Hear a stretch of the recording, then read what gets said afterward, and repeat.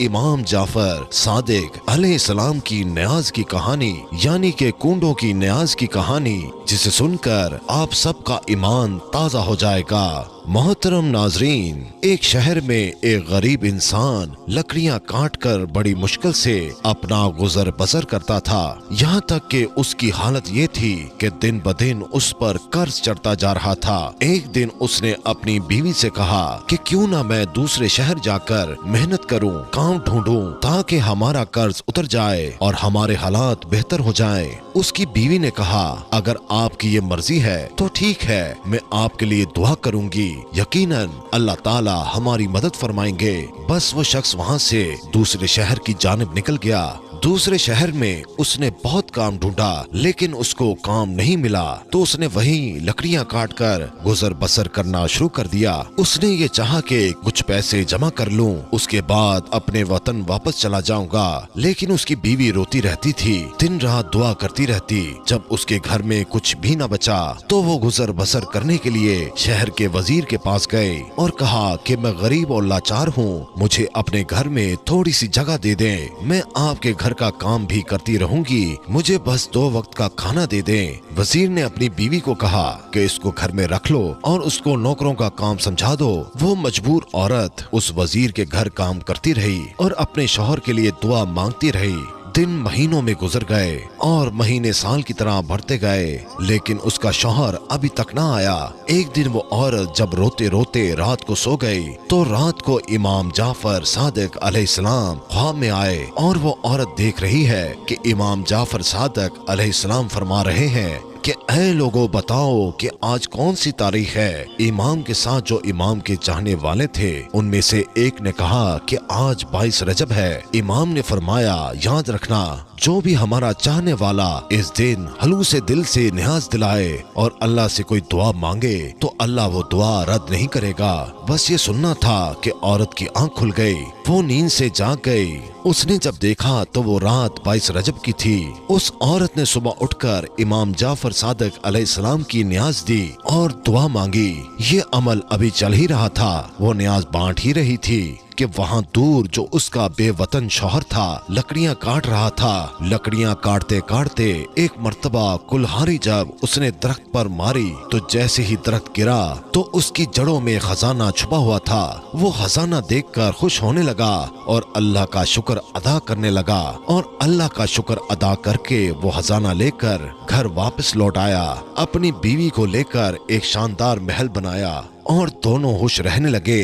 پھر بیوی نے اپنے شوہر کو بتایا کہ جو اللہ کا کرم ہوا ہے یہ امام جعفر صادق علیہ السلام کا صدقہ ہے۔ امام جعفر صادق علیہ السلام میرے خواب میں آئے تھے، انہوں نے کہا تھا کہ اس دن نیاز کر کے اللہ سے ہمارے صدقے دعا مانگو، تمہارے حالات بدل جائیں گے۔ وہ دونوں میاں بیوی اس دن امام جعفر صادق علیہ السلام کی نیاز کرتے۔ ایک دن وزیر کی بیوی چھت پر گئی، دور سے دیکھا کہ ایک عالی شان گھر بنا ہوا ہے۔ اپنی کنیزوں سے پوچھا کہ یہ اتنا شاندار گھر کس کا ہے؟ کنیزوں میں سے ایک کنیز نے کہا اے شہزادی، یہ آپ کی اس کنیز کا گھر ہے جو آپ کے ہاں کچھ دیر کام کرتی رہی۔ شہزادی نے کہا اتنا بڑا محل کیسے بنا؟ جاؤ اس کو بلاؤ۔ کنیزیں جاتی ہیں اور اس عورت کو بلا کر لے آتی ہیں۔ وہ عورت امام جعفر صادق علیہ السلام کا پورا واقعہ ان سب کے سامنے بیان کر دیتی ہے۔ نیاز کے خواب کا خلوص دل سے وزیر کی بیوی کو بتاتی ہے کہ امام نے کہا تھا کہ اس تاریخ کو نیاز کرو، میں نے دل سے نظر و نیاز کی، اللہ نے مجھے نواز دیا۔ وہ وزیر کی بیوی دل ہی دل میں کہنے لگی کہ اس سے بڑا جھوٹ میں نے کبھی نہیں سنا، یقیناً اس کے شوہر نے کہیں سے چوری کی ہوگی اور اس کے بعد یہ میرے سامنے کہانیاں بنا رہی ہے۔ وہ عورت تو وہاں سے چلی گئی، لیکن وزیر کی بیوی کے دن بدلنے لگے۔ اچانک سے نائب وزیر جو وزیر سے حسد رکھتا تھا اس نے بادشاہ کو بھڑکانا شروع کر دیا اور بادشاہ نے وزیر کو بلا کر پورا حساب مانگا۔ وزیر جب حساب دینے لگا تو حساب صحیح دے نہیں پایا۔ नायब वजीर ने कहा कि बादशाह सलामत, मैंने कहा था ना कि ये आपकी पीठ पीछे आपको नुकसान पहुंचा रहा है। बस ये सुनकर बादशाह को जलाल आ गया और बादशाह ने उस वजीर को निकाल दिया और कहा कि अब तुम हुकूमत के महल में नहीं रहोगे, जाओ अपने लिए और काम ढूंढ लो। वजीर अपनी बीवी को लेकर शहर से बाहर जा ही रहा था तो रास्ते में दोनों को भूख लग गई। उन्होंने तरबूज खरीदा, उस तरबूज को अपने रुमाल में बांध लिया, चाह कर किसी साहिल के किनारे जाकर खाएंगे। और उधर जो बादशाह का बेटा शिकार पर गया था, शाम हो गई मगर वो वापस नहीं आया। बादशाह बहुत परेशान था। इतने में नायब वजीर ने कहा कि बादशाह सलामत, मुझे लगता है कि उस वजीर ने जिसको आपने निकाला था, कहीं उस वजीर ने आपके शहजादे को नुकसान तो नहीं पहुंचा दिया। बादशाह को गुस्सा आया। बादशाह ने अपने सिपाहियों को बुला लिया और कहा, जाओ उस वजीर को पकड़कर हमारे पास ले आओ। अगर उसने मेरे बेटे को नुकसान पहुंचाया है तो मैं उसे नहीं छोड़ूंगा। सिपाही उस वजीर को ढूंढते ढूंढते उस वजीर के पास पहुंच गए और पूछा कि शहजादा कहाँ है? तो उस वजीर ने कहा कि मुझे क्या मालूम। तो सिपाहियों ने उस वजीर को और उसकी बीवी को बादशाह की खिदमत में पेश कर दिया। बादशाह ने जब वजीर के हाथ में रुमाल में कुछ बंधा हुआ देखा तो बादशाह ने कहा कि रुमाल में क्या है? तो वजीर ने कहा कि तरबूज है। बादशाह ने कहा कि खोलो इसको।